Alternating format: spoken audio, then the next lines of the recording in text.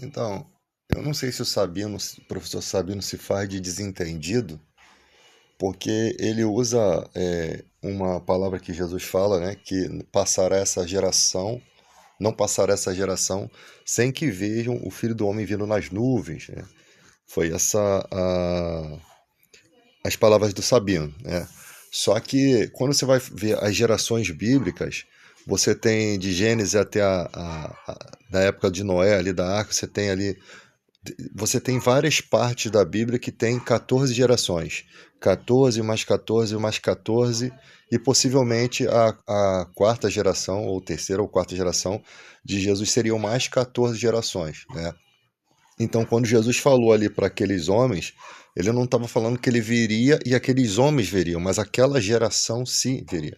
Aí, quando você vai entender o que são 14 gerações, você tem aí um correspondente de 350 a 420 anos. Então, a geração de Jesus possivelmente é a última geração, né?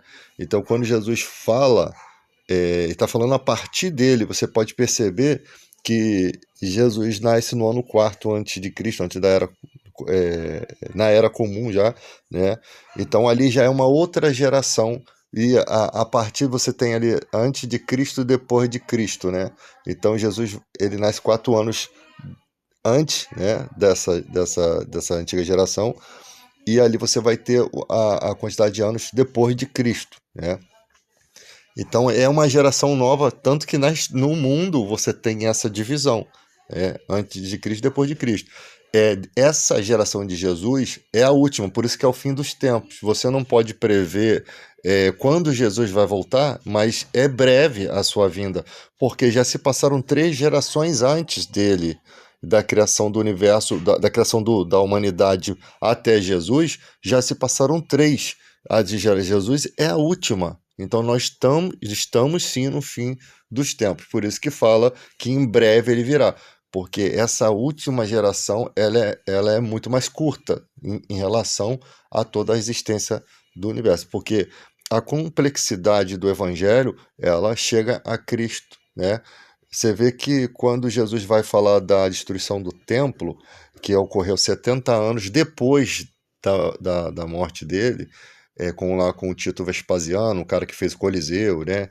Que, que destruiu o templo, né? Nessa profecia, Jesus fala que os que estiverem na Judéia fujam para os montes. E ali ele fala que quando o vídeo abominável abominável da desolação ao qual profetizou Daniel, os que estiverem na Judéia fujam para os montes. Então você percebe que as profecias de Daniel ainda estavam se completando, nem na época de Jesus, mas 70 anos depois de sua morte.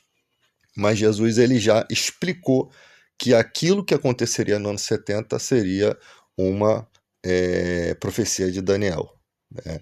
Que não era uma profecia dele mesmo, tá? E a partir dali você vai ter o que? A revelação final, né? Que é o Apocalipse. Eu fico revoltado, cara, porque gostam muito de fazerem alguns cortes para dar ênfase, porque o objetivo dessas pessoas não é explicar a escritura, é ficar confrontando para dizer que nós somos burros, que nós não entendemos nada, né? Mas a gente vai olhando para a história, Jesus ele chamou as coisas que não são para envergonhar as que são. Ele chamou as coisas desprezíveis desse mundo.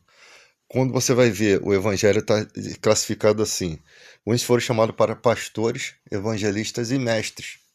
Então você não vai ter todo mundo como mestre. Você não vai ter todo mundo entendendo hebraico e grego. Não que as pessoas não possam buscar o conhecimento, mas o ministério dessas pessoas não foi dado para esse sentido. Cada um tem o seu ministério dado por Deus.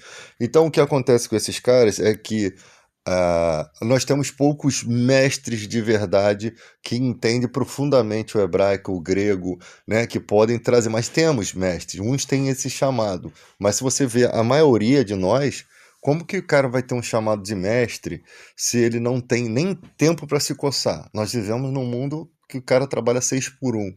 Como é que esse cara vai fazer faculdades e estudar profundamente outra língua? Porque a aptidão vem com o desejo, aquela vontade que Deus cria daquela pessoa, né? uma predisposição para que ela busque aquilo, porque tudo depende da sua vontade, cara. Se você não quiser estudar hebraico, tu não vai estudar. E você não vai se tornar um mestre de hebraico. Você pode se tornar um mestre nas escrituras em português e saber alguma coisa de hebraico, mas você não vai ser um especialista, tá? Mas existem pessoas especialistas no hebraico e no grego que podem confirmar se as nossas traduções têm erros, né? E se esses erros eles subjugam muito as escrituras ou são erros que podem ser que podem não modificar muita coisa, porque você não faz uma Bíblia em português, você não transfere uma Bíblia para o português com tantos erros grotescos, porque aquilo ali passa por um monte de gente que analisa aqueles textos, tá? É como se fala assim, essa Bíblia da Ferreira de Almeida aí não serve. E aí você despreza todos os PhDs em teologia, os caras que estudaram para chegar àquela interpretação. Ela pode não ser infalível, mas os caras vão pegando as partes erradas ou mal traduzidas e vão jogando isso na cara da gente, porque eles juntam um pacote de maldade, né? Para poder distorcer, dizer que aquela Bíblia que nós acreditamos, que nós somos burros por acreditar numa Bíblia que está mal traduzida, quando na verdade existem partes que podem estar mal traduzidas, tá? Quando você bota especialistas, e eles sabem que a gente não tem tantos especialistas assim para falar disso, aí já toda a lambança que esses caras fizeram já foi feita, né?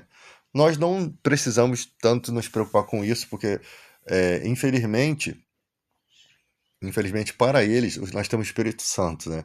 Então, a gente não é o conhecimento máximo que vai nos salvar, é o temor de Deus. Mas, infelizmente, também tem aquelas pessoas que dizem que um dia conheceu a Jesus, que eu acho que isso é um absurdo.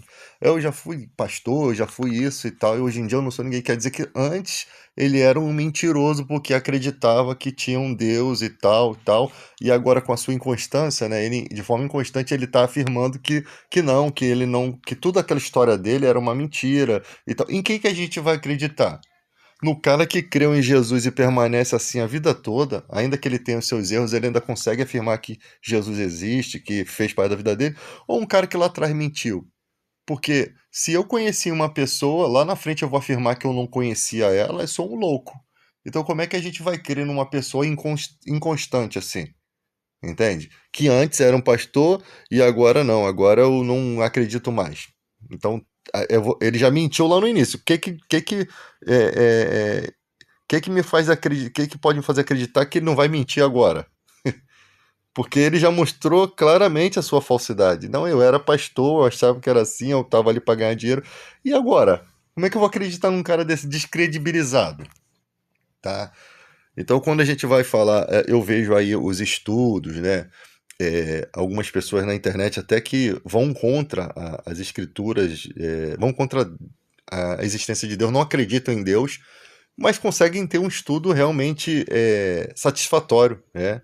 Então a gente tem que olhar com um olhar crítico, mas ser uma crítica que não seja uma crítica burra. né?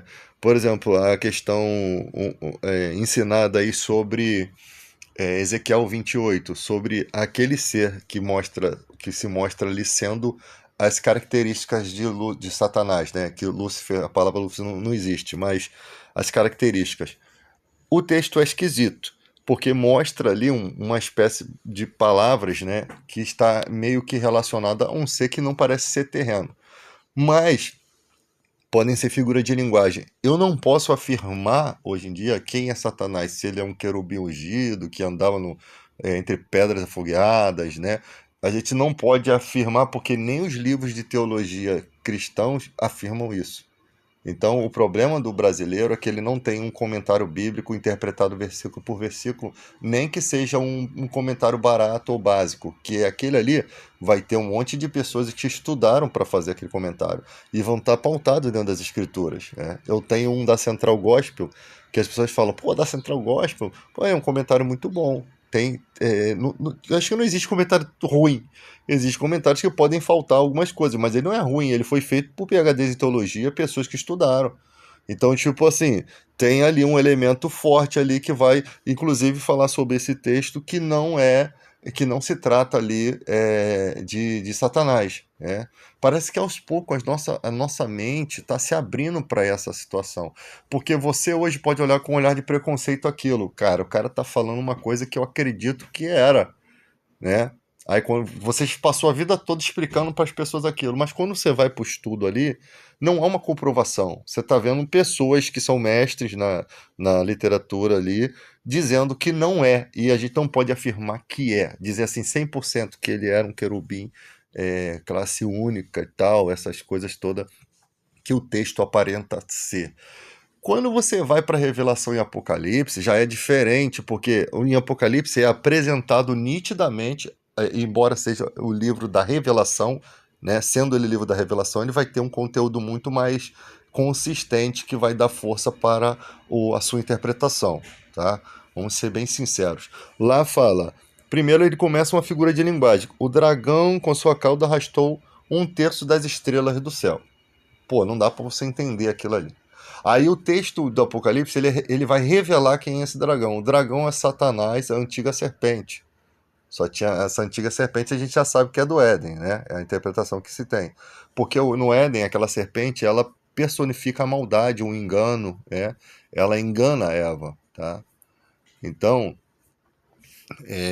tanto que Paulo vai falar que Eva foi enganada e por isso as mulheres não tinham direito de falar na igreja. Então, também faz parte de um argumento de alguém que é um pregador da palavra, um apóstolo escolhido.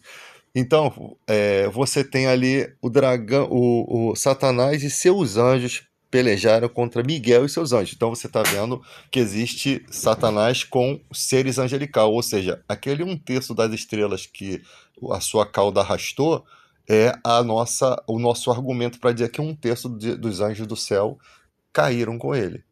Porque se o dragão é a antiga serpente do Éden e é Satanás, o diabo, como o texto está bem mostrando ali, né? Então, os seus anjos só podem ser os anjos de Deus que caíram junto com eles, porque não existiam outros seres, porque tá lá Satanás e seus anjos pelejando contra Miguel e seus anjos. E no final, no lago de fogo que arde, em enxofre, que é a segunda morte, a especificação, né, que é a segunda morte, você vai ter ali o inferno preparado para eles, o Satanás e os seus anjos. E no final, quem vai ser lançado lá é exatamente ele. A besta e o falso profeta também foram lançados vivos, ou seja, a besta e o falso profeta não são Satanás. Eles estão sob a eficácia de Satanás. Eles são lançados vivos lá dentro.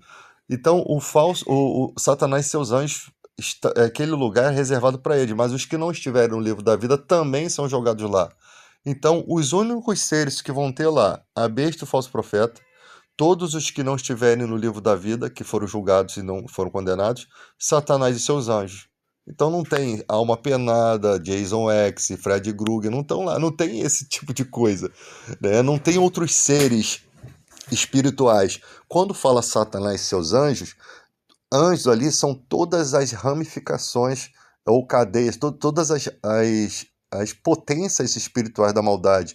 Porque quando Satanás com a sua cauda, o dragão com a sua cauda arrastou 1/3 das estrelas do céu, desceu toda sorte de potestade, né? Todo tipo de poderes do mal, de ordem eclesiástica. Aí você vai ver que as interpretações, a vida de Jesus interpreta um pouco disso.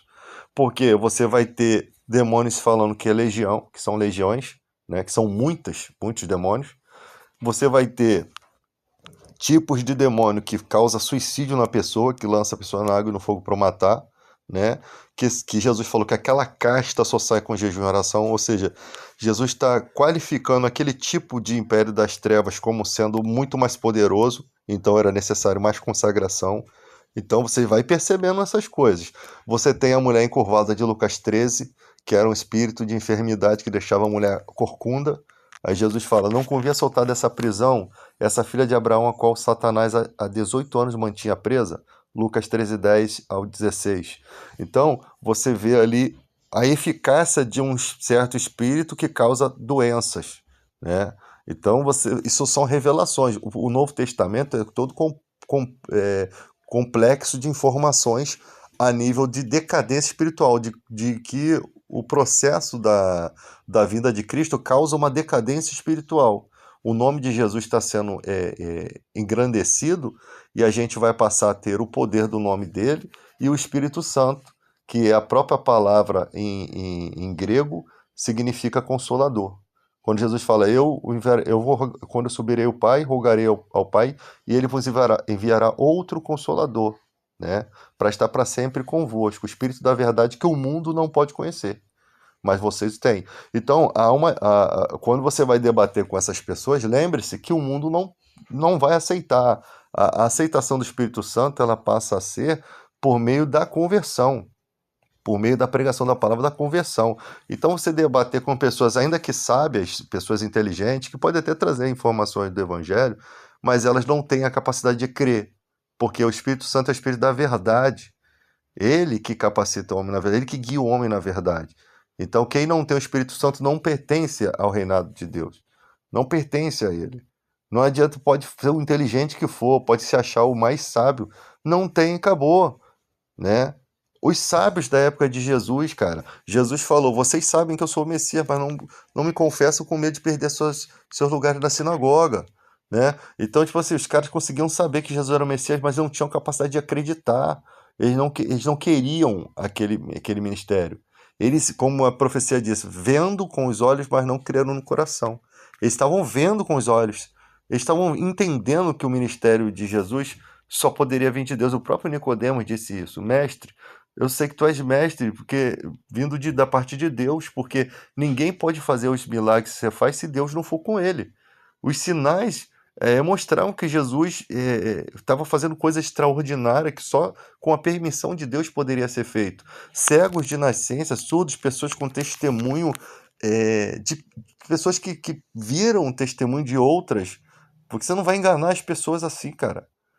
Você pode usar pessoas para manipular as outras, mas você tem uma multidão de pessoas cegos de nascença. Então era testemunho muito forte, coxos que estavam há muitos anos. O cara no tanque de Betesda, 38 anos enfermo ali. Então, são pessoas que o testemunho é muito forte. E é um testemunho atrás do outro. Leprosos, nunca tinha um leproso sendo curado. Assim, a cura vinha às vezes instantaneamente por alguns processos, mas a pessoa ser curada na hora. Em vários leprosos. Então, o ministério de Jesus foi avassalador, né? Foi uma coisa tremenda. E os feitos deles não davam para ser ocultados. Então, a única coisa que as autoridades judaicas tinham que fazer para não perder os seus lugares, porque Jesus passou a responsabilizá-los pela decadência espiritual daquele lugar. É lógico que ninguém vai querer falar de Jesus hoje, da parte dos judeus. Ninguém vai querer. Jesus profetiza a destruição de templo, Jesus profetiza tudo que estava nos antigos escritos, e principalmente que o Espírito Santo seria derramado sobre toda a carne. Os judeus não iam querer que Deus fosse. Eles queriam que Deus fosse exclusivo só deles. Esse fato de. Você percebe que o próprio Pedro, depois de conhecer Jesus, ver Jesus comendo com pecadores, Jesus entrando na casa de gentios, Deus teve que trazer aquela revelação dos alimentos, né, impuros, onde descia o lençol, mandava ele matar e comer. Por quê? Porque ele sendo judeu desde nascimento, ele mesmo conhecendo Jesus, ele ainda se recusou a fazer o que Deus estava mandando ele fazer.